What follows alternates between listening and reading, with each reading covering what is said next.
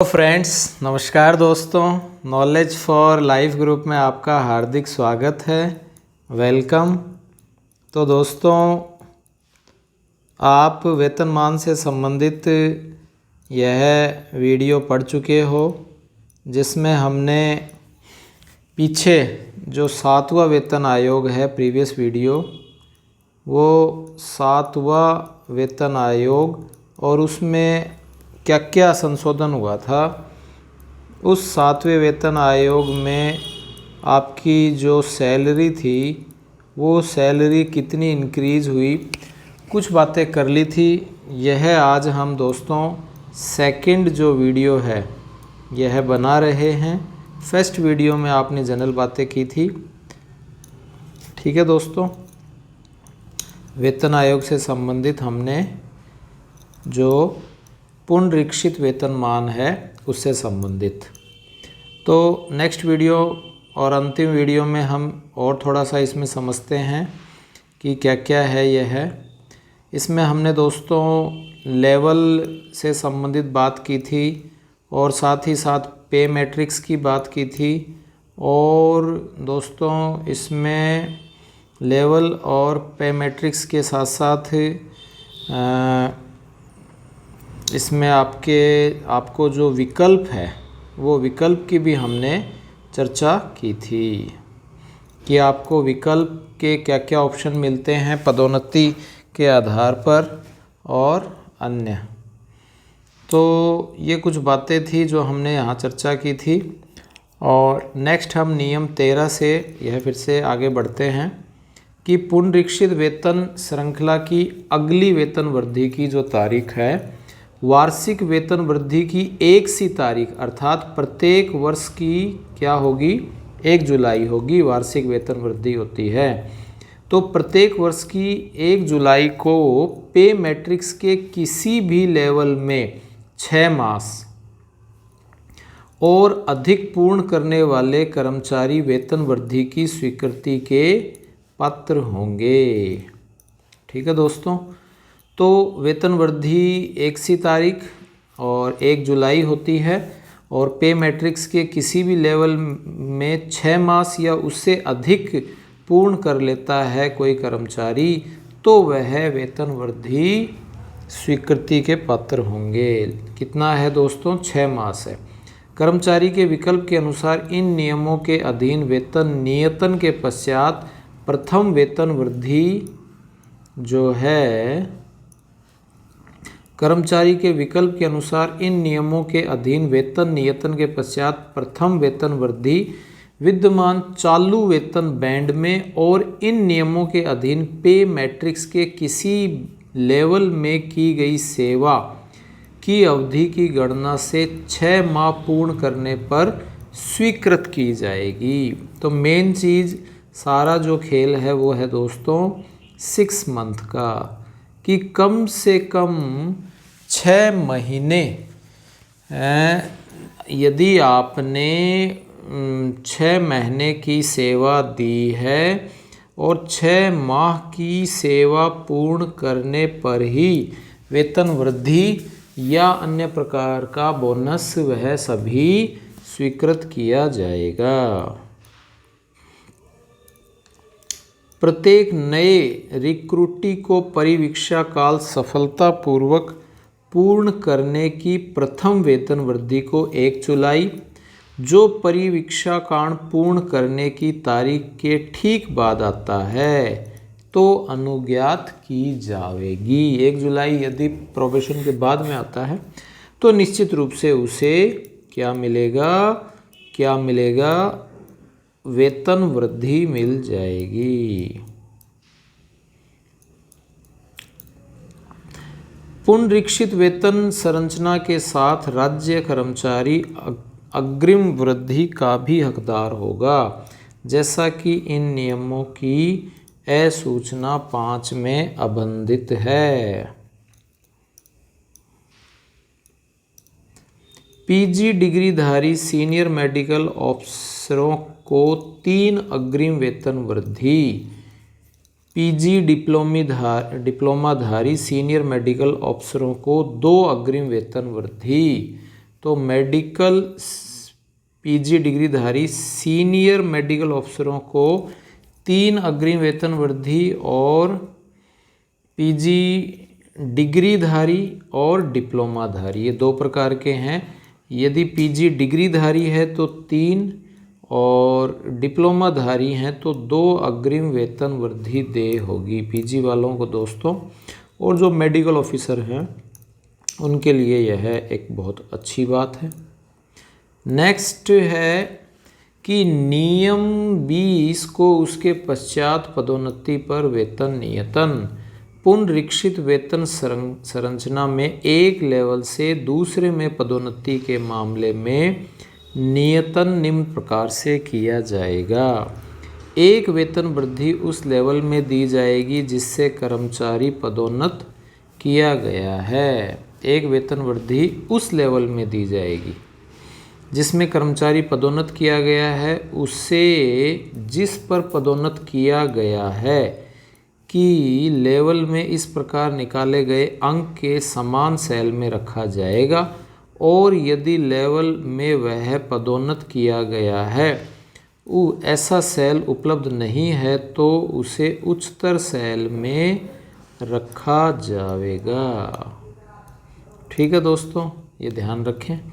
Non practice भत्ता प्राप्त करने वाले सरकारी कर्मचारी के मामले में उसका मूल वेतन और नॉन प्रैक्टिसिंग जो भत्ता है वो मिलाकर 2,18,600 से अधिक नहीं होगा।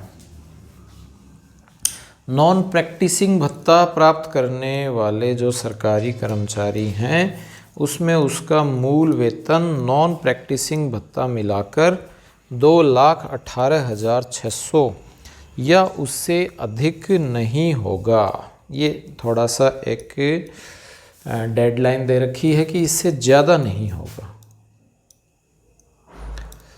बकाया का भुगतान इन नियमों के अधीन जनवरी 2017 से 30 सितंबर की अवधि में जो बकाया का भुगतान है 1 जनवरी 2017 से 30 सितंबर की अवधि तक जो भी बकाया है उसका भुगतान 3 किस्तों में 30, 30 और 40 इसमें किया जाएगा। प्रथम, द्वितीय और तृतीय किस्तों का भुगतान 1/4/2018, 1/7/2018 और 1/10/2018 को उसके पश्चात संबंधित कर्मचारी के साधारण भविष्य निधि खाते में जमा करके किया जाएगा। जो भविष्य निधि खाता है उसमें यह जमा करके किया जाएगा।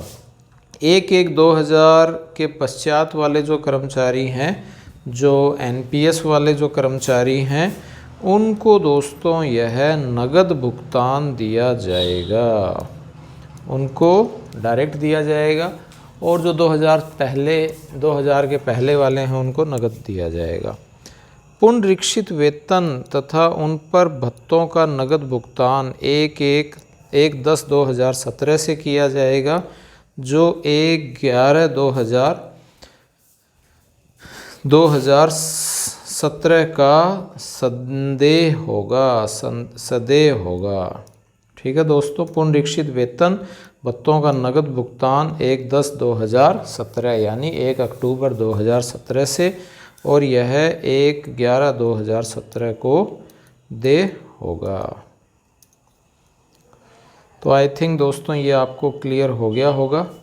तो ये कुछ बातें थी जो 7वें वेतन आयोग में की गई हैं। अब हम थोड़ी सी पे मैट्रिक्स और स्टेट गवर्नमेंट जो ये बात कर रहे हैं पुनरीक्षित वेतनमान 2017 में जो पे मैट्रिक्स है उसकी यह टेबल दे रखी है। इसमें दोस्तों यह टोटल पे बैंड हैं। यह पे बैंड आई थिंक आपको क्लियर होंगे, थोड़ा सा मैं बढ़ा करके दिखा देता हूँ। पहले वाला जो पे बैंड है वो 5,200 से 20,200 तक है और दूसरे वाला जो पे बैंड है वो 9,300 से 34,800 है। 5,200 से 20,200 और 9,300 से 34,800 है। इसी प्रकार जो तीसरा पे बैंड है वो 15,600 से 39,100 रुपये है। और चौथा जो पे बैंड है दोस्तों वो 37,400 से 67,000 रुपये है।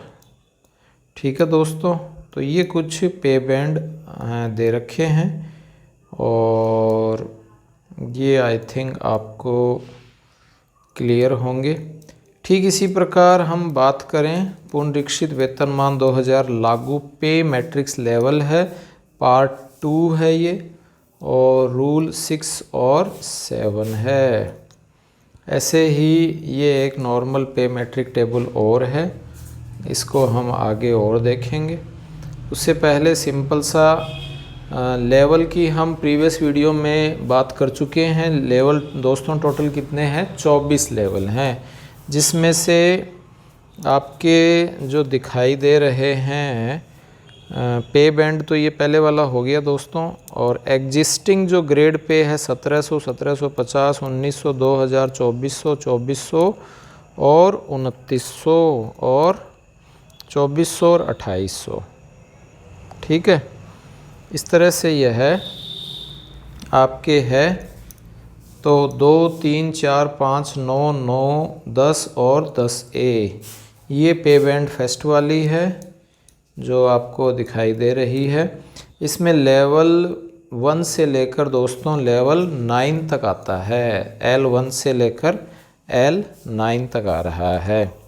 तो इसमें दोस्तों यह शुरू में जो सैलरी मिलती है वो आपको जैसे ही प्रोबेशन कंप्लीट होने के बाद में जो सैलरी मिलती है पहली, वो 17,700 रुपये मिलती है सेल नंबर। और यह इस तरह से आगे बढ़ती जाती है। लेवल 2 में 17,940, इसको मैं थोड़ा सा बड़ा कर देता हूँ। ये आपके लेवल पे बैंड 1 आ गया और लेवल 9 तक।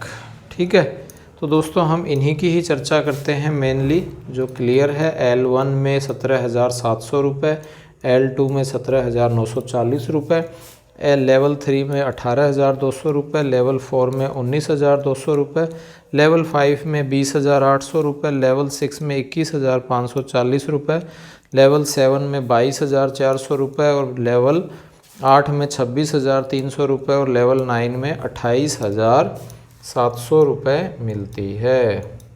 ठीक इसी प्रकार दोस्तों जब हम इसमें नेक्स्ट पे बैंड की बात करें, जो ये हमारे लेवल 10 से लेवल 13 में है, इनको 33,800 रुपये लेवल 10 को और 53,100 रुपये लेवल 13 को मिलता है। 44,300 जैसे ही प्रोबेशन कंप्लीट हो जाता है तब मिलता है। और लेवल 7 को 37,800 रुपये मिलता है। ठीक है, तो ये दोस्तों लेवल 13 तक जो है 10 से लेकर 13 तक ये आपके पे बैंड सेकंड कहलाएगा, जिसमें 5400 है। और फिर उसके बाद में ये जो पे बैंड थर्ड है जो कहाँ से शुरू है दोस्तों? लेवल 14 से लेकर लेवल 20 तक शुरू है, जिसमें लेवल 14 में 56,100 मिलती है।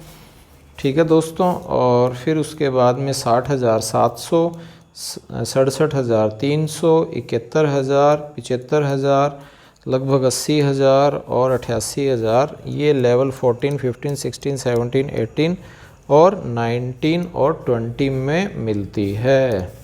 तो ये लेवल आपके 20 तक हो गई। और पे बैंड 3 और पे बैंड जो 4 है दोस्तों, उसमें आपके जो ये ग्रेड पे वहाँ 1000 लिखा हुआ था प्रीवियस वीडियो में, ध्यान हो तो ये 10,000, 9500, 8900 और 8700। और लेवल 21 से लेकर 24 तक 1,23,100 से 1,48,800 रुपये तक आपके प्रारंभिक जैसे ही प्रोबेशन कंप्लीट हो जाता है तो मिलती है। तो ये जनरली दोस्तों डायरेक्ट मिलते नहीं हैं, आपके ज़्यादातर प्रमोशन के द्वारा ही होते हैं धीरे धीरे। तो ये पूरी की पूरी टेबल है दोस्तों, इसके द्वारा आप जहाँ भी कहीं ACP लग के फिक्स हो और नेक्स्ट जो आपके ACP लगती है, नेक्स्ट लेवल में आप जाते हो, L5 से L6 में जाते हो, L6 से L7 में जाते हो।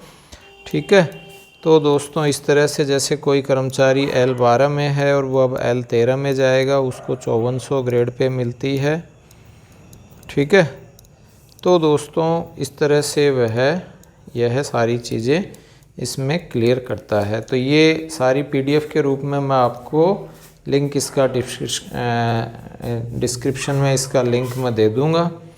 और यही सारी की सारी दोस्तों पुनरीक्षित वेतनमान में लागू पे मैट्रिक्स टेबल और ये भी लागू पे मैट्रिक्स टेबल, ये दोनों दोस्तों लगभग सेम सी हैं, इसमें आगे का जिक्र नहीं है।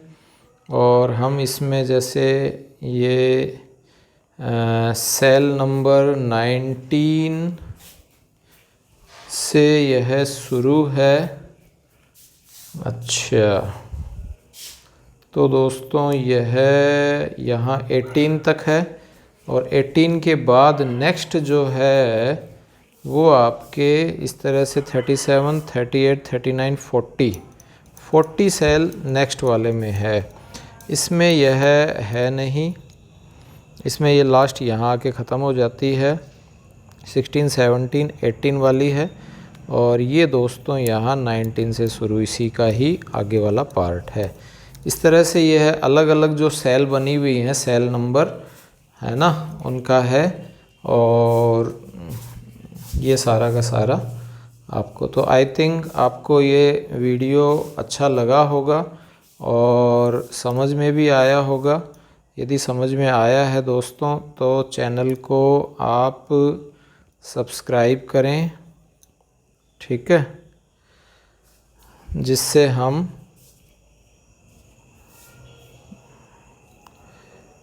दोस्तों नए नए जो भी वीडियोज़ हैं वो आपके पास आते रहेंगे। और दोस्तों हौसला अफजाई के लिए लाइक करें और अपने साथी लोगों के पास शेयर करें, जिससे यह नॉलेजफुल वीडियो उनके भी काम आता रहे। तो दोस्तों इसी तरह से हंसते रहें, खेलते रहें, मुस्कुराते रहें। स्वास्थ्य पहला सुख निरोगी काया। तो किसी भी माध्यम से अपने शरीर का पसीना बहाएं। Thanks for watching.